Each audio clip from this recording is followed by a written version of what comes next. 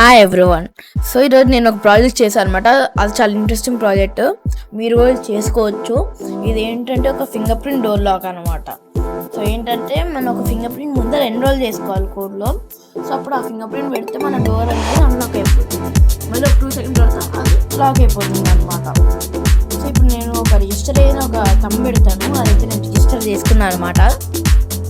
ఇప్పుడు నువ్వు పెడతాను. ఇదేంటంటే కొంచెం చూసి పెట్టాలన్నమాట. ఏదైనా అటు ఇటు అయితే మనకి అన్లాక్ అవ్వదు. ఎట్లా రిజిస్టర్ చేసి అట్లనే పెట్టాలి.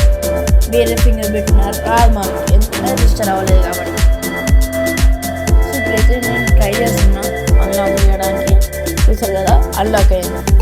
అదే నేను వేరే ఫింగర్ పెడతా, ఏంటంటే అది రిజిస్టర్ చేసుకోలేదు, రాదు.